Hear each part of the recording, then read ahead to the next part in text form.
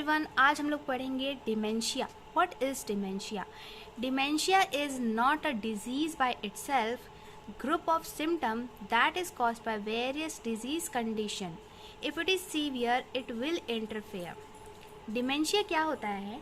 Dementia कोई एक disease नहीं है, नॉट अ डिजीज़, लेकिन इसके अंदर बहुत सारे ऐसे सिम्टम्स दिखाई देते हैं जो कि किसी भी डिजीज़ कंडीशन के कारण होते हैं। जैसे कि ब्रेन में कोई ट्रॉमा हो गई, कोई इंजरी हो गई या कुछ भी हो गया, तो ब्रेन में अगर किसी प्रॉब्लम के कारण अगर कुछ सिम्टम्स दिखाई दे रहे हैं तो वो सिम्टम्स डिमेंशिया कहलाते हैं।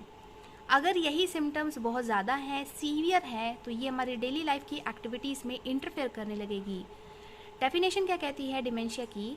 अ syndrome characterised by multiple cognitive defect including disturbance of memory with disturbance of consciousness. ये एक ऐसा सिंड्रोम है जिसके अंदर बहुत सारे कॉग्निटिव डिफेक्ट्स आने लगते हैं। कॉग्निटिव डिफेक्ट मतलब हमारे सोचने समझने की जो स्टेट होती है उसमें डिफेक्ट आने लगते हैं। दूसरी डेफिनेशन क्या कहती है? The progressive decline in cognitive function, thinking, reasoning, memory, language, cognitive. तो ये सब कॉग्निटिव मतलब का, कॉग्निटिव फंक्शंस का ये सब मतलब होता है। तो अगर इन कॉग्निटिव फंक्शंस में प्रोग्रेसिव डिक्लाइन होने लगे, मतलब धीरे धीरे समय के साथ धीरे धीरे वो पर्सन में ऐसी सिम्टम्स दिखाई देने लगे, तो उसको क्या कहते हैं? डिमेंशिया। ड्यू टू डैमेज और डिजीज इन द ब्रेन। इसके टाइप्स होते हैं, 2 टाइप का होता है, एक वस्कुलर डिमेंशिया होता है, एक अल्जाइमर डिमेंशिया होता है। जो वस्कुलर डिमेंशिया होता है वो होता है caused by blockage of blood flow to the brain और it is often related to stroke. अगर हमारे ब्रेन में उसके ब्लड फ्लो में अगर कोई ऑब्स्ट्रक्शन आ रहा है, कोई ब्लॉकेज आ रही है, तो उसके कारण जो ब्रेन में प्रॉब्लम्स होती है, जैसे कि स्ट्रोक हो जाता है, तो उसके कारण वस्कुलर डिमेंशिया होता है। दूसरा टाइप है हमारा Alzheimer dementia. Alzheimer dementia, it is a brain disorder that slowly destroy memory and thinking skill. जो अल्जाइमर डिमेंशिया होता है ये एक ऐसी बीमारी है जो बूढ़े लोगों में ज़्यादा होती है।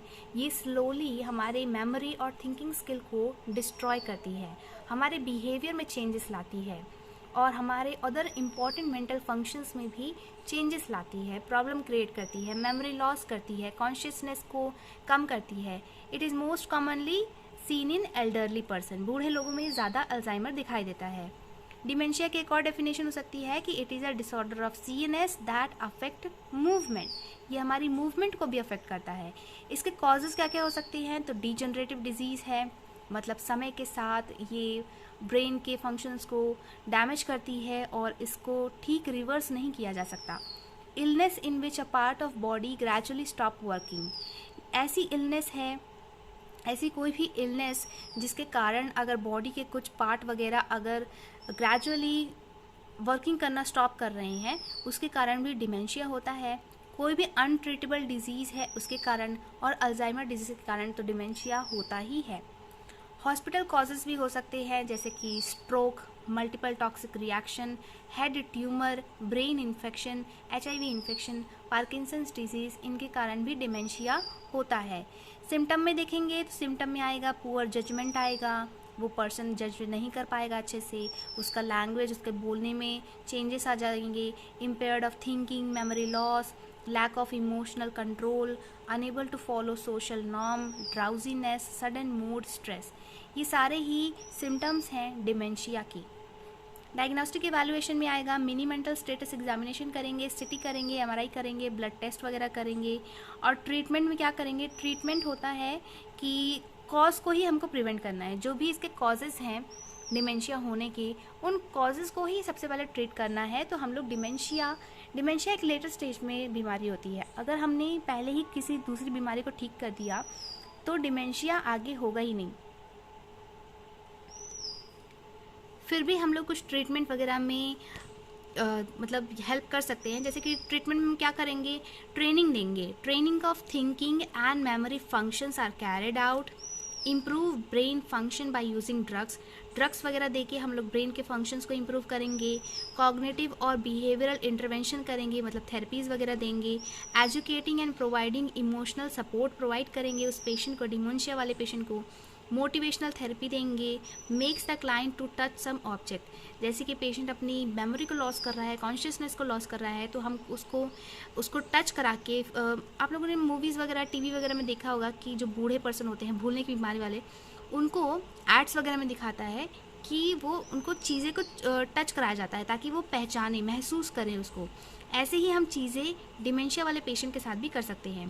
प्रिवेंशन कैसे करेंगे? Lead an active life both physically and mentally. किसी भी पर्सन को हमेशा से ही ज़िंदगी में अपने फिजिकली और मेंटली एक्टिव रहना चाहिए।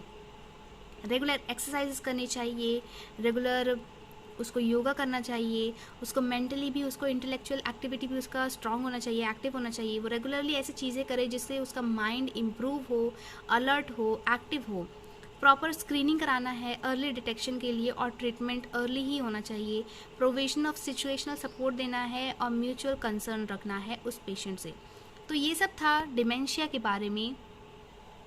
ऐसी और वीडियोस देखने के लिए आप हमारे चैनल से जुड़ जाइए, इसको सब्सक्राइब करके। So thank you so much for watching.